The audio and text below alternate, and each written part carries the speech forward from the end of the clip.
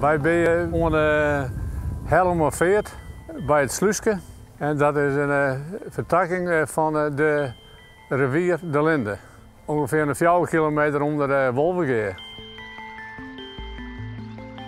Dit plekje is gewoon uniek, gewoon de hele natuur eromheen. De vogels die hier altijd breeden en reeën en alles vliegt hier aan. Ik denk als er iemand in Friesland die weet of we zo'n mooi plekje hier hebben. In Friesland vind je nergens meer zo'n sluiske. Voor hen win je volle meer in deze omgeving. Je bent een stuk of 6 polders en iedere polder heeft zijn eigen sluiske. Hoe oud is zo'n sluiske nou? Einde 18e eeuw weer ik al een sluiske. Want toen waren ze met de afgravingen van die veenpolder bezig.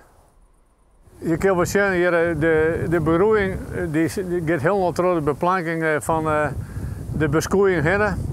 En de binnenplanken die binnen helemaal uitzakken en die ben verrotten en dat moet even ompakt weer even. Want die wortelvorming dat gaat terug daar en dan wordt alles daar ontzet. Dit sluiske is in de 50 jaren is hij gerestaureerd. En toen is hij de eerste jaren nog wel knap onderhouden.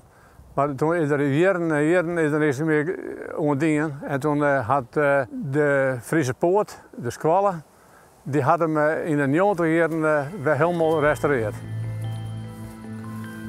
Nou, zit er wel bijzonder hoe je hier komt, maar dan ga je door de twaanbijen heen.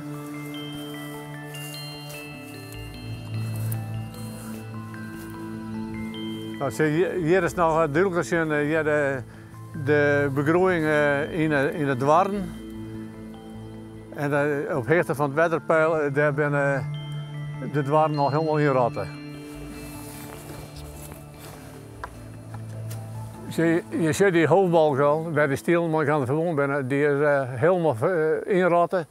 En dat gaat maar terug. En deze is ik al meer dan een hele meter inrotten. Het wettert maar in en het gaat altijd maar terug. Als er nog helemaal niks meer gebeurt bij deze sluis hier, dan is er voor een periode helemaal verlend.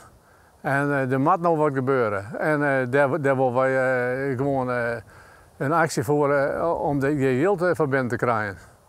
En dan kunnen wij inwezen, als we terug een squalle doorletten, dan kunnen we van een peers en kunnen we dat opknappen. Dus mensen, stem op het Veensluiske. Het is zo'n bijzonder project en het jet bij een wandelroute. Je hebt de beelden krijgt, jongen, je weet wat er gebeuren moet. Dus stem op het helemaal Sluiske. Dus jouw dienststem.